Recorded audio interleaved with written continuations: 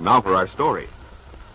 Tonight, when they returned home after attending the opening of the new supper club in Wakefield, Bill Meade and Peggy Douglas had learned of a long-distance call for Bill from Miami, Florida. When Bill put the call through, he talked to Paul Cromwell, who had told him of Kit's illness and the doctor's recommendation that Bill's ex-wife be placed under a psychiatrist's care. Cromwell had informed Bill of his talk with Kit's father, Ben Calvert, and of Ben's refusal to help his daughter. And Paul had no intention of doing anything further for Kit. That was why he'd called Bill. After all, Bill had been married to Kit once. When Bill told all this to the family as they were gathered about the kitchen table having some coffee, Peggy had said very little. But when he rose to leave, the young girl had offered to walk out to his car with him. Now they are standing beside Bill's new sedan. It's late, darling. I shouldn't have let you come out with me. But I'm glad you did. Well, I had to, Bill. There are a couple of things I wanted to say, and I couldn't, not with Aunt Mary and Lefty there.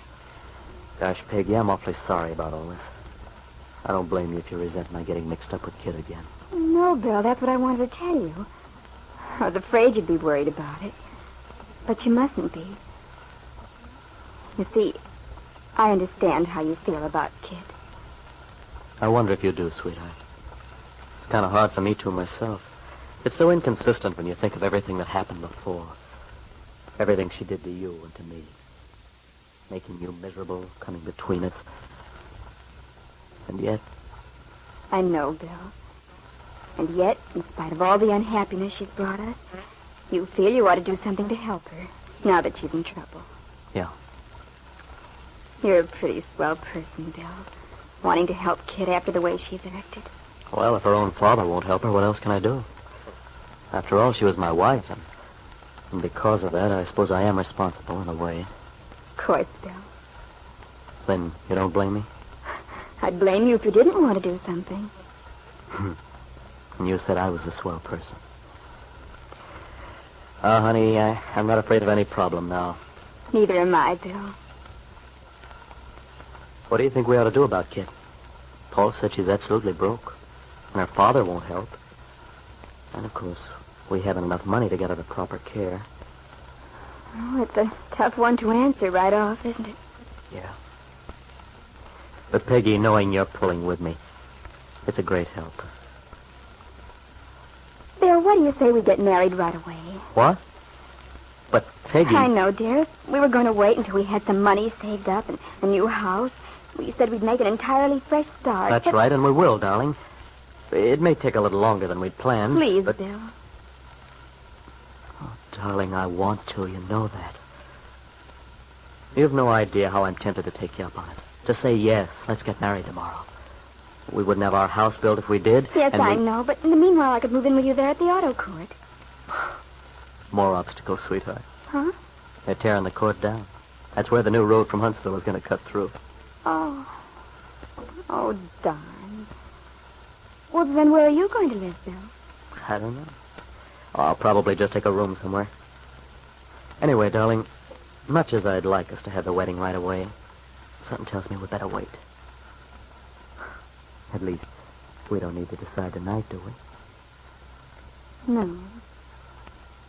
No, of course we don't. Peggy, come here.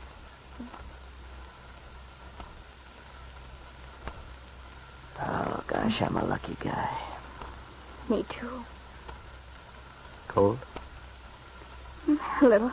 Now, you better run in, honey, before Aunt Mary sends out a searching party. Okay. Oh, one thing before you go. Mm. I love you, Peggy. I love you too, Bill. Peggy? Yes? Have you got a wrap? Aren't you cold? I'm coming right in. Good night, Bill. Good night, son. Good night, Aunt Mary. Not here.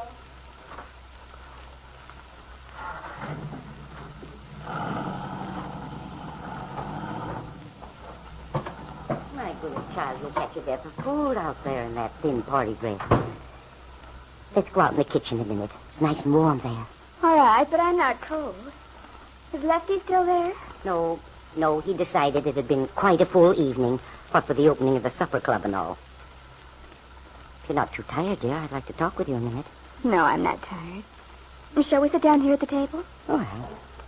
I wanted to have a little talk with you about what happened tonight. Yes, Aunt Mary? About Kit, dear. Lefty and I were just talking about it. He's upset because he's afraid for you. For your plans. Lefty's a sweet old thing. Well, Aunt Mary, our plans, Bill's and mine, are naturally going to be affected by this problem of Kit. We don't know exactly what to do about her. But that's why I want to talk to you, Peggy. As I see it, there's no reason why Bill should be burdened with Kit's trouble. But, Aunt Mary, there's no way to avoid it. Bill has to do something for Kit if no one else is willing. I think there may be another way, dear. I'm going to see David Bowman tomorrow. Perhaps David and I can put our heads together and think of a way to handle the situation. Oh, Aunt Mary, do you really think you might? Well, at least we might try. Oh, gosh, if you could. Well, you two youngsters have weathered enough storms already. So if your old aunt can relieve you of this one, she's going to try. Oh, Aunt Mary, you're wonderful. Aunt Mary, anxiously planning a way to protect her young niece from unnecessary difficulties. Trying to spare Bill Meade, Peggy's husband-to-be, from assuming the burden of his ex-wife's care. And at that same moment, Kit's father, on whom the responsibility for Kit's welfare should logically fall, and Jessie, Ben's wife, are in the bedroom of the big house on 11th Street. You wouldn't sit by that open window. You just pulled that light robe of yours. I'm all right, Jessie. I'm just thinking. Oh, that's fairly obvious. And I know what you're thinking, too. About Kit. I can't help it, Jessie. I wonder.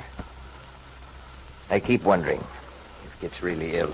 But then, darling, we've been all through that. We've agreed that it's just another of Kit's stunts. Yes, but suppose it isn't. When I look back on what Cromwell said, he sounded as if he were telling the truth. Hysterical, he said. Out of her head. I wish I could be sure. Well, then, if it's going to keep you up in the air, as it has ever since you talked to him, perhaps you'd better go down to Miami and see for yourself. Heaven knows it won't be the first time you've fallen for one of her tricks. That's just it. It sounds phony somehow. Now, if she had something really wrong, pneumonia or something like that, had a mental breakdown. And a mental breakdown is the easiest thing in the world to fake, you know. Oh, Kit's so clever. Look at this maternity act she put on when she first came back with Mrs. Fenner's child. Yes. She certainly had me fooled that time. And mark my word, she could do the same thing again. Oh, you're so gullible where she's concerned. And so far as her returning to Wakefield, I'm not sure that would be a good idea in any case. So long as she's down there, Judge Willoughby probably won't take any steps. But if she came back... You're absolutely right, Ben. They'd probably arrest her for perjury. No, if you're feeling like the cruel, heartless father who's abandoned his young, you're wrong. You haven't a thing to reproach yourself so far as Kit's concerned. Well, Jessie, I only hope you're right. Of course I'm right. There'd be no sense in your bringing Kit back to Wakefield, to this house. You'd simply be letting yourself in for more grief. Believe me, Ben. Jessie Calvert was worried. If Ben's anger with his daughter should weaken, he might go down to Miami. Might bring Kit back with him to live in the house on 11th Street. That was the very thing Jessie wished to avoid. But regardless of what you want, Jessie, Kit may return to Wakefield anyway. For Aunt Mary Lane is determined to see that Ben's daughter gets the care she needs. And if Aunt Mary does arrange for Kit to return, Ben may discover that his daughter is really ill.